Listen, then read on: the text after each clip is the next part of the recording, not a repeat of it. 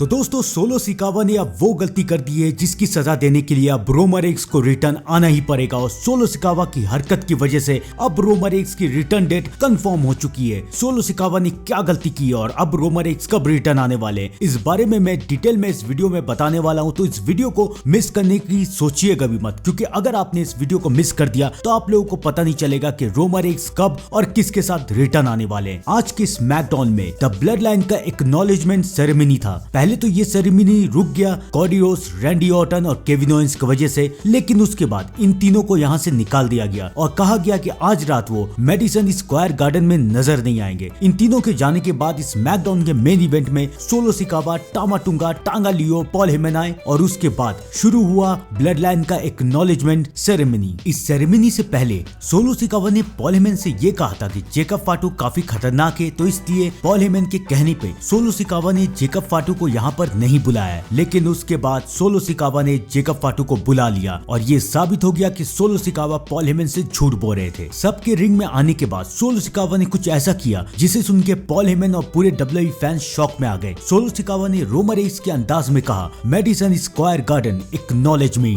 ये सुन के Paul Heyman हैरत में आ गए कि सोलो सिकावा रोमर एक्स की तरह बात क्यों कर रहे हैं, लेकिन ये तो बस एक शुरुआत थी। सोलो सिकावा ने उसके बाद टामा टुंगा को आगे बुलाया और बोला कि मुझे एक्नॉलेज करो। टामा टुंगा ने सोलो सिकावा को एक्नॉलेज कर लिया। उसके बाद सोलो ने टांगा लियो को बुलाया तो टांगा लियो ने भी सोलो को एक्नॉलेज कर लिया और फिर आखिर में सोलो सिकावा ने जेकब फाटू को बुलाया और जेकब फाटू भी सोलो सिकावा को एक्नॉलेज कर लेते हैं। लेकिन उसके बाद सोलो सिकावा पॉल हेमन की तरफ गए और पॉल हेमन को कहा कि एक्नॉलेज करो कि आज से मैं तुम्हारा ट्राइबल चीफ हूँ। और उसके बाद सोलो सिकावा ने पॉल हेमन के हाथों में रोमर एक्स की माला दी और कहा कि ये माला मुझे पहनाओ। सबको ये लग रहा था कि डर के मारे पॉल हेमन सोलो सिकावा को एक्नॉलेज कर लेंगे, लेकिन आखिरकार पॉल हेमन ने ये कह दिया कि मैं तुम्हें एक्नॉलेज नहीं करूंगा, तुम कभी मेरे ट्राइबल चीफ नहीं हो। ये सुन के सोलो सिकावा को गुस्सा आ गया और सोलो सिकावा ने पॉल हेमन के ऊपर अटैक किया और उसके बाद सोलो सिकावा और ब्लड लाइन ने पॉल हेमन को ट्रिपल पावर बम दिया। जेकब फाटू ने भी पॉल हेमन के ऊपर अटैक किया और स्मैकडाउन खत्म होने के बाद पॉल हेमन को एम्बुलेंस में हॉस्पिटल ले जाया गया। और ये थी सोलो सिकावा की जिंदगी की सबसे बड़ी गलती, क्योंकि अब पॉल हेमन पहुंच चुके हैं हॉस्पिटल और अब पॉल हेमन बहुत जल्द डब्ल्यूडब्ल्यूई में रिटर्न आएंगे। लेकिन पॉल हेमन डब्ल्यूडब्ल्यूई में अकेले रिटर्न नहीं आएंगे, वो रिटर्न आएंगे अपने ट्राइबल चीफ, अपने head of the table Roman Reigns के साथ। लेकिन ये होगा कब, मैं आपको बताता हूँ। मनी इन द बैंक में the bloodline versus Cody Rhodes, Randy Orton और केविन ओवेंस का मैच है। इस मैच में जहाँ एक तरफ सोलो सिकावा और उनके 3 नए मेंबर है, टामा टुंगा, टांगा लियो और जेकब फाटू, वहीं दूसरी तरफ है Cody Rhodes, Randy Orton, Kevin Owens. इस मैच में जाहिर सी बात यह है कि सोलो सिकावा की टीम भारी पड़ती हुई नजर आएगी, क्योंकि उसके टीम में ज्यादा प्लेयर्स हैं। लेकिन उसके